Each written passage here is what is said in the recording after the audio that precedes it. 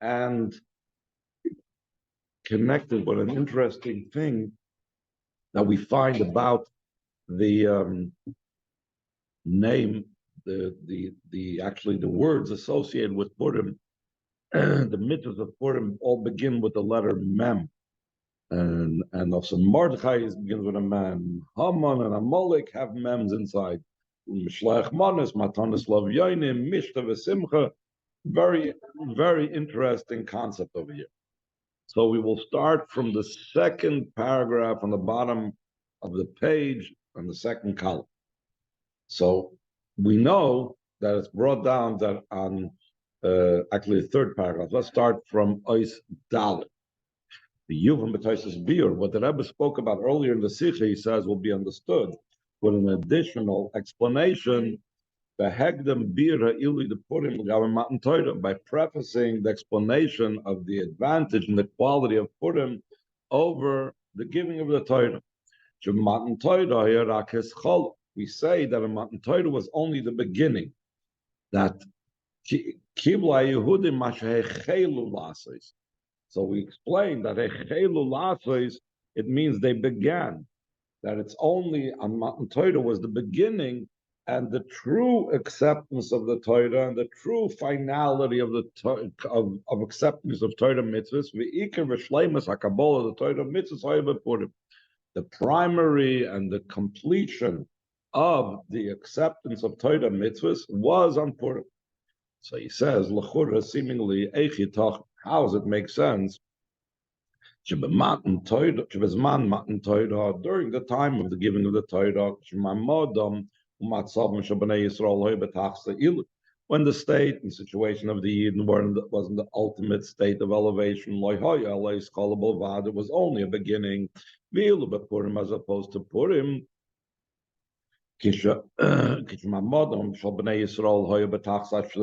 the state of the Yidden was the greatest state of being low, because they were subjugated under Achashverosh, and they had sinned in such a way that they were liable for being destroyed.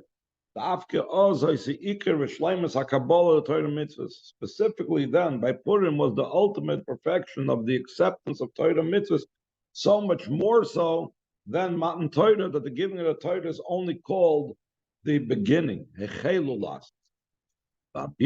explanation, this is the Torah mitzvahs, the primary and the completion of the acceptance of Torah mitzvahs is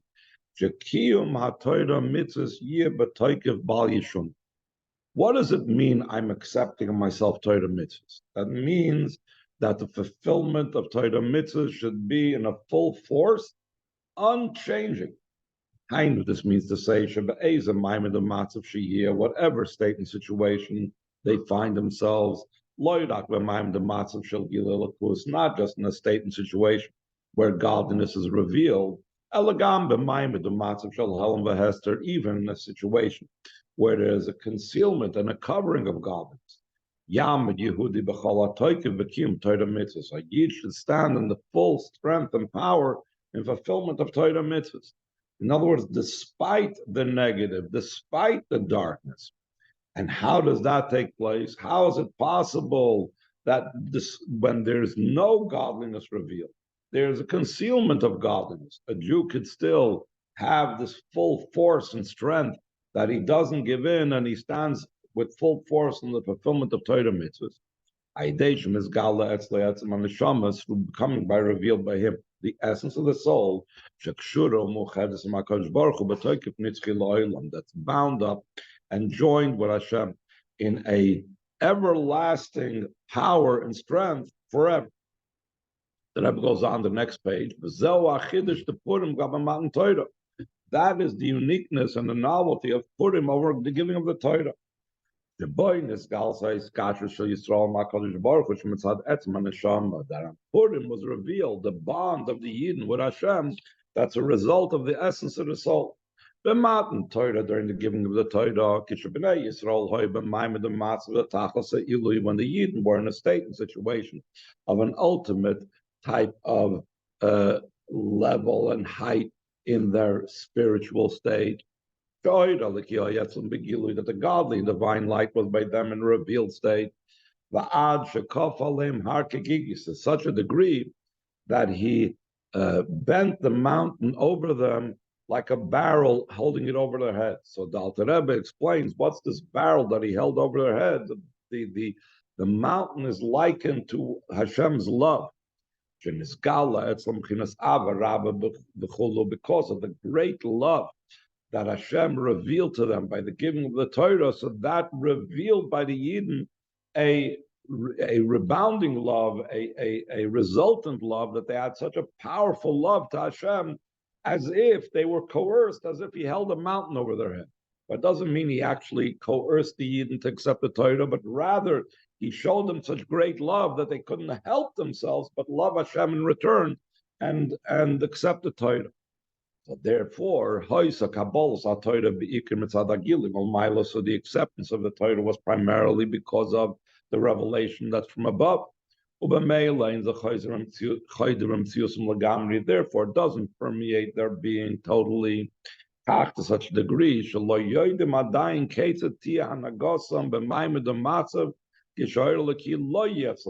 We do not know how will be the way that they will act in the state and situation when the godly light will not be by them revealed. All we knew is the Yidden's reaction to this great love of Hashem. But what happens in the dark? What happens in the time of Geulah? What happens in times of challenges? We don't know if they will be consistent. So therefore, we don't really know their real life application of everything that they had during Matan Torah.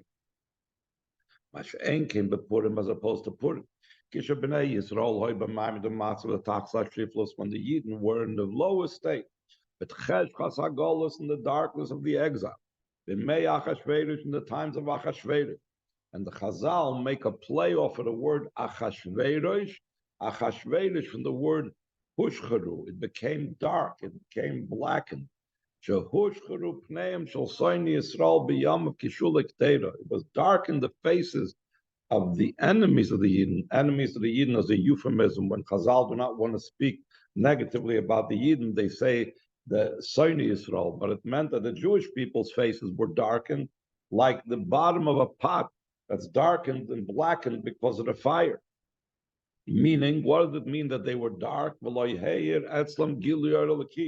That divine light did not shine by them. Chazal say, Esther minatoida minayin. Where do we see a hint for Esther in the Torah? He brings, where do we see Haman in the Torah? Where do we see Mordechai in the Torah? Where do we see Esther in the Torah? The Ksiv, as it says, I will conceal, and I will surely conceal my face in that day. So we see that Megillus Esther, the period of Esther, the Ness of Purim, is taking place in a time that Hashem already foretold. It's a time of concealment. Became, despite the concealment, they stood in the full force in the fulfillment of Torah mitzvahs by their own strength and power. So that is the conclusion and the perfection of the true acceptance of Torah mitzvahs, because they were able to do so on their own. That not only did they fulfill, but they accepted. So there's the same thing like we said before, that they fulfilled now during the time of the miracle of Purim, what they already accepted at Matan Torah. So when did we see? The proof is in the pudding, our expression is. How do you know when a recipe is right and correct? When you actually put it into the mixer and you bake it and you cook it and you see that it works. When do we see that the Yidden really and truly made the Torah theirs? When they fulfilled it despite the darkness and difficulties of Purim. In such a way, that it ceased the great protest to the Torah. That it says that the fact that the Medrash says that the Yidden were coerced into accepting the Torah, like we said before, he held a mountain over their head. So there's a halacha that if a person protests and goes to a bezdin and says at the time of a sale of a certain, let's say, field, and he says he was coerced into the sale, so then by lodging that complaint in bezdin at the time of the sale, so then he's protected that later on, when he doesn't have to be fearful of the one that coerced him to do so, he's able to get his field back. So the Chazal used a similar, this is called a Meidah. He lets Bezdin know. So in a similar vein, the Chazal say that by saying that Hashem held a mountain over their head, this is a great protest. This is a great type of indication that the Yidden were coerced, and therefore you can't hold them responsible for the Torah. But now, once the Yidden stood by it of their own volition during the time of the miracle of Purim, so now that great protest that the Yidden had was indicated by the Chazal about the Yidden becomes nullified, since the acceptance now during the time of the miracle of Purim, they could have instead assimilated. They could have said, we'll stop being Jewish. And since the whole decree was against Jews, and they still insisted on maintaining their Yiddishkeit, this indicated how powerful their acceptance was. In a bit of a different way of putting it.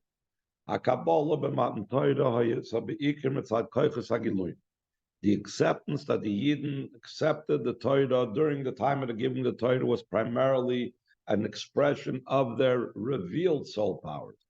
If they had an understanding and a comprehension and godliness, they had a feeling, like we said before, they had this great love for Hashem.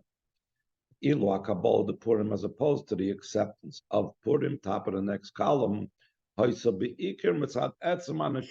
primarily a result of their essence of the soul, that the Yidden's essential bond with Hashem that came out of the essence was there. Because of the concealment and covering of the time and the state of exile. So the revealed soul powers were in a state of concealment and covering, because in the time of exile, it's not just an external exile that we're being persecuted by our enemies. The time of Geulah in general, the Jewish people are poor when it comes to their intellectual awareness of Hashem, their feelings for Hashem. So instead of having the revealed soul powers of intellect and emotions invested in godliness, so what instead came to the fore? And then during the time of the exile was revealed by them the Pintel Yid, Etzman Neshama, the essence of the soul. That's beyond the revealed soul powers.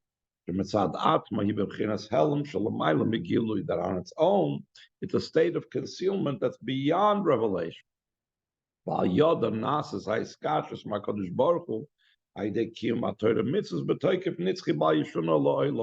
through this essence, that is a result of the concealment that's beyond revelation, became the bond with Hashem through the fulfillment of Torah mitzvahs with an everlasting power that nothing can move it, nothing can change it. And this is going to be a core point that the Rebbe is going to return to, that this concealment that was externally a negative thing tapped into the concealed and most highest levels that are beyond revelation.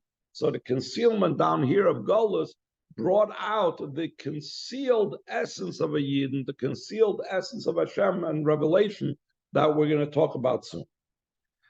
I say, according to this, Yesh Levayer Gamashaych is the Purim Legula Amitis Vashlema. According to this, we could explain the connection, association of Purim to the true and complete redemption.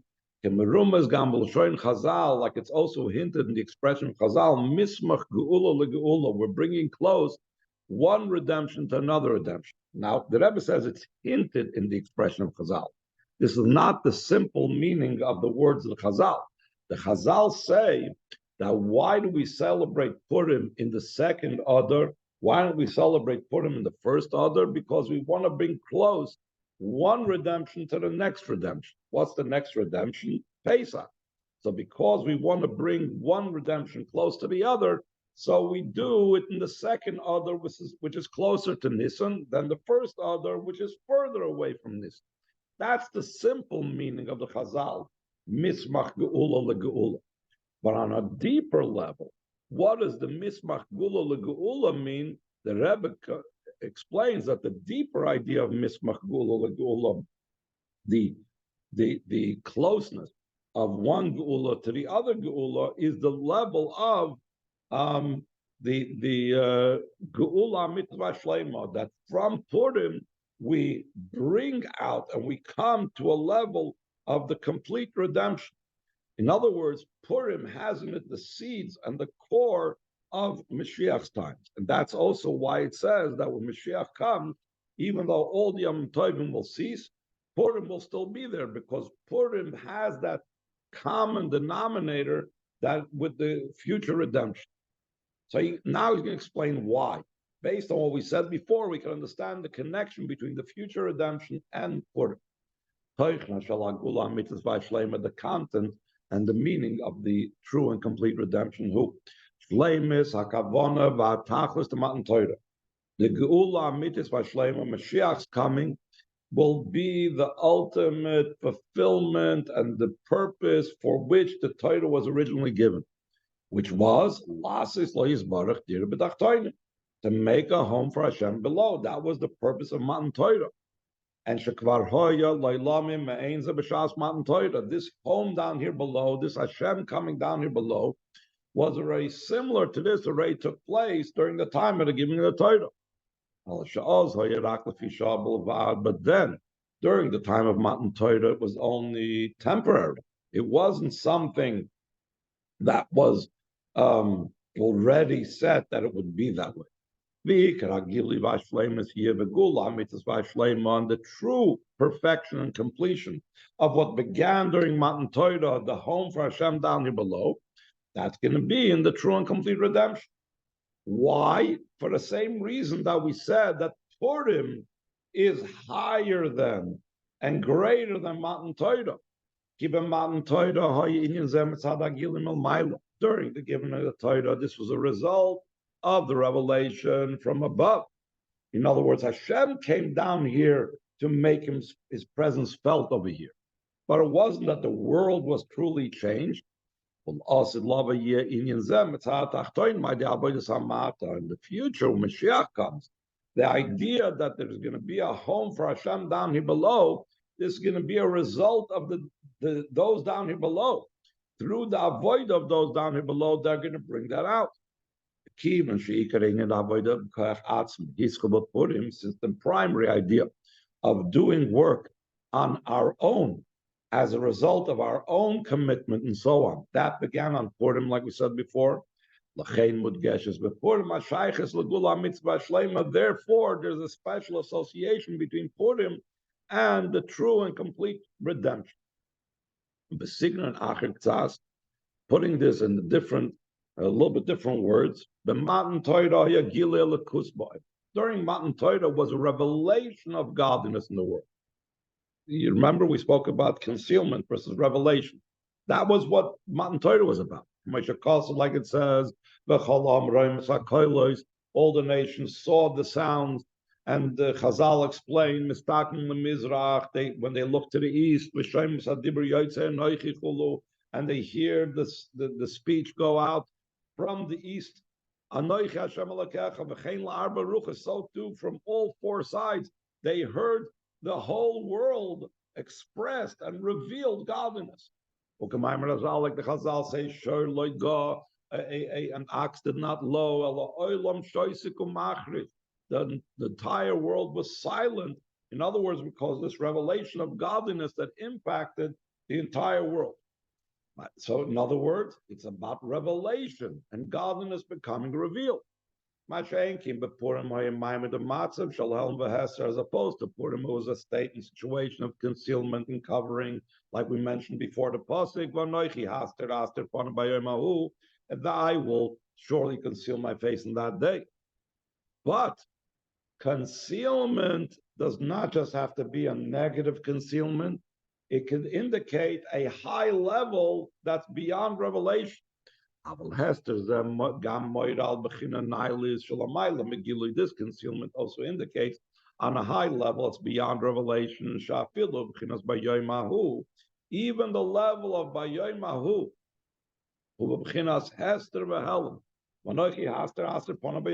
in that day, even then it's concealed. Why is it concealed? Its root is from the level of a concealed, from all concealments that the Kabbalah and Zohar says a very high level. And Allah said, but when Mashiach comes, this will come out and be revealed in the world. This is also why it says concerning Mashiach's times, V'amar b'yomahu hine lekeinu zeh. So the Rebbe says in the footnote, Yoimahu, that day, means that it's there, it's concealed, it's in third person, it's not known, but it will still be hine lekeinu zeh, that will become zeh. It's revealed. I can point at it and say, even the who becomes zeh, even the thing that's concealed becomes revealed. That's what Mashiach's times is. The Indians are not how does this become about? How is this accomplished? Through the avoid of Yidden and the darkness of the Golos with Me'ach HaShverish in the days of Achashverish, that we said that the word Achashverish hints at the fact that the Yidden's faces were darkened. In a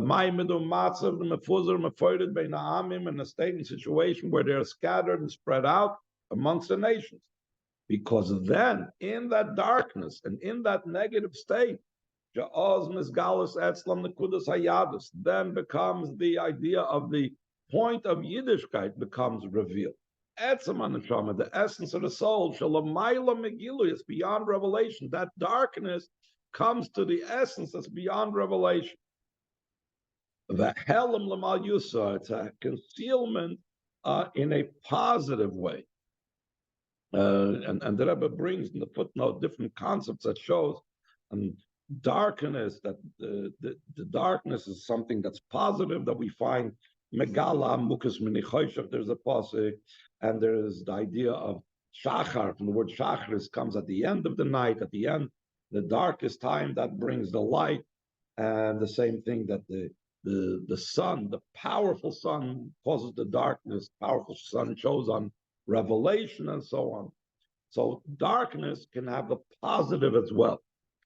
The royim, and we see top of the second column, the maimed or matzav, the mefuzar meforid bein ma'amim, even in a state and situation when they are scattered and spread amongst the nations, hareu am echad, it's still one nation, like it says over there, and that's the very same pasuk in the Megillah, that when Haman said, he was discussing the Jewish people that he wants to destroy them, so he said, Yeshnoi am echad mefuzar meforid bein am. There's one nation that's scattered and spread out amongst the nations, meaning despite them being scattered, there's still one nation. And how is that oneness of the Jewish people revealed? Because of their essential bond with the oneness of Hashem. And not just that they have it like theoretically, but they bring it down here.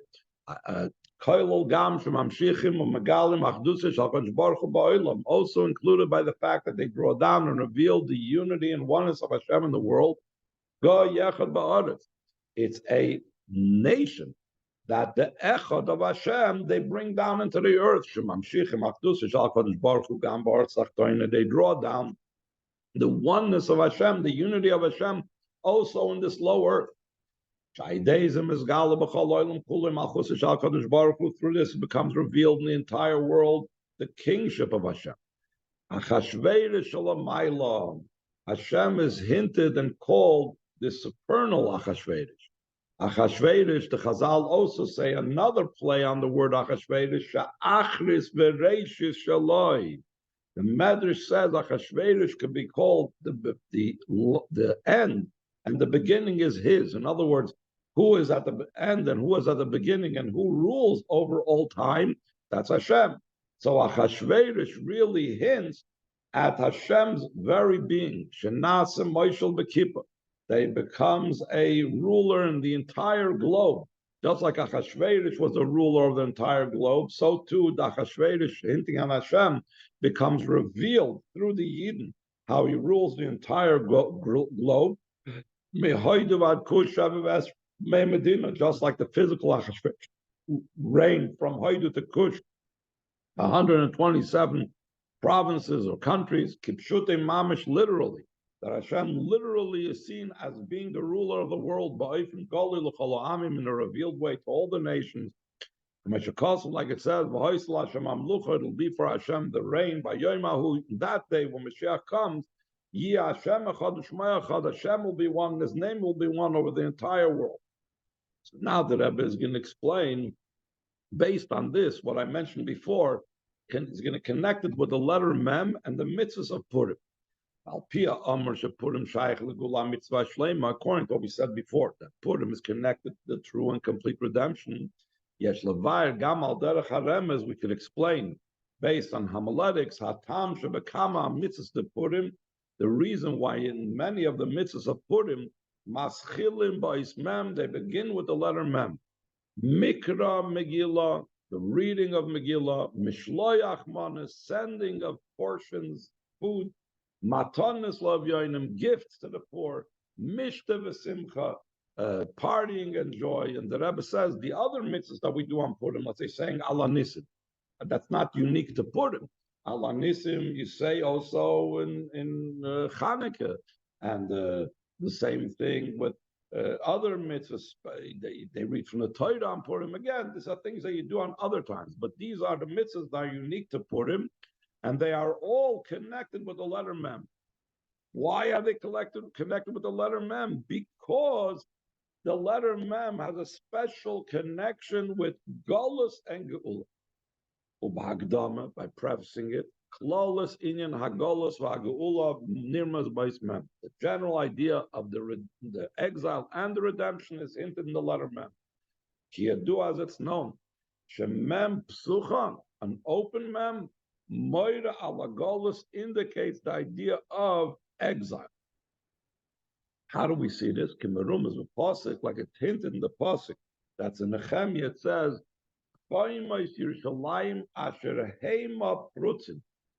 it says the walls of Yerushalayim, that they are open. In other words, that describes in the Sefer Nehemiah about how Yerushalayim was under complete destruction and there was no protection for it. It was just open and was broken.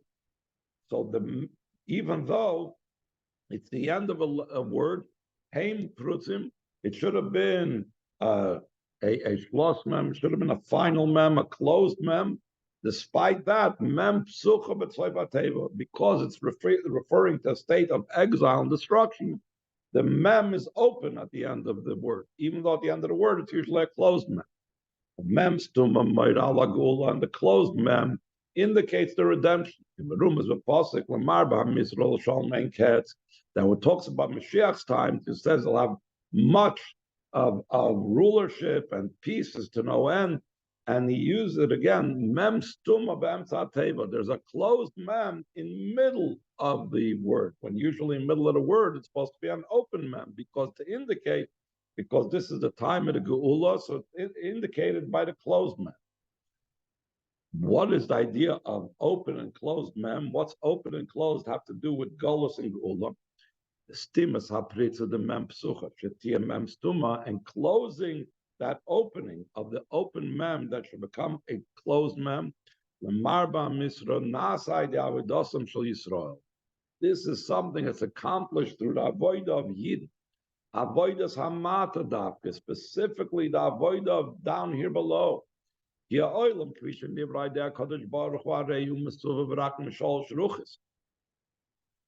the world, the way it was created by Hashem, is only surrounded or closed from three sides. One side is left open. Chazal say, the world is likened to like a portico, a porch.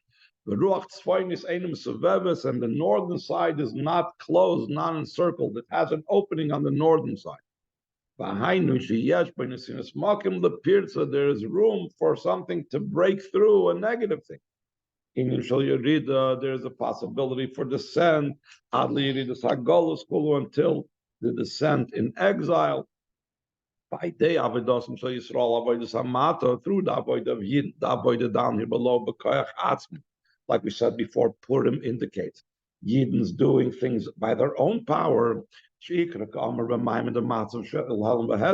it's primarily when there's a state and situation of concealment and covering. In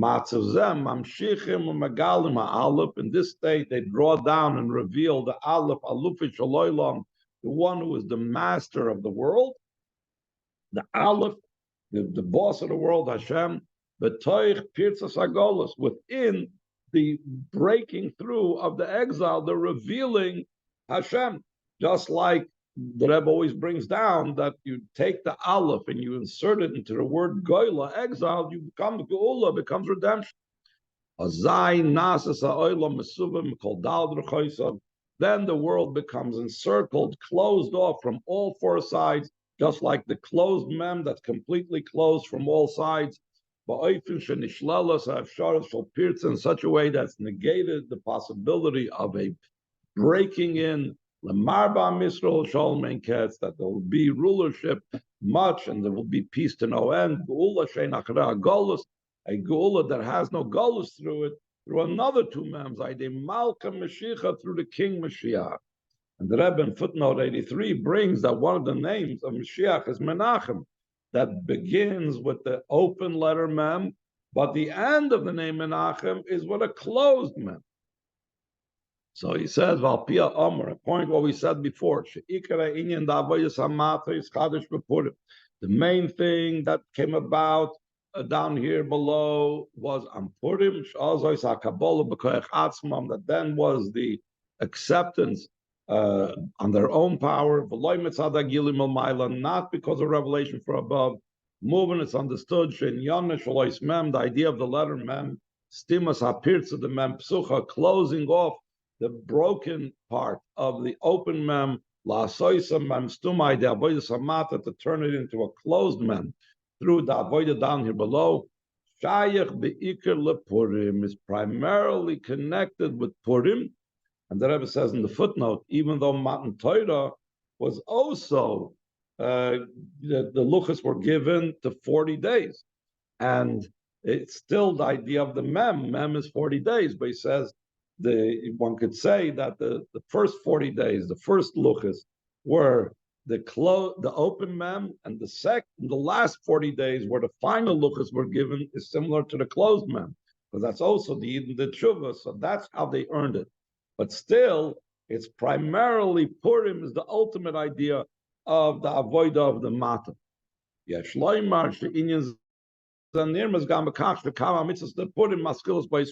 why many mitzvahs of Purim are also hinted in beginning with the letter mem, and that's also why we have to transform the mem of Haman and the mem of Amalek, the Rebbe says in the footnote, to the mem of Mordechai, and that's going to be exemplified and expressed with the mem of Mashiach and Malcham Mashiach, the double mem and the mem of Menachem. That will be with the Geulah Mitzvah Shleima, should come immediately today before Purim even. Amen.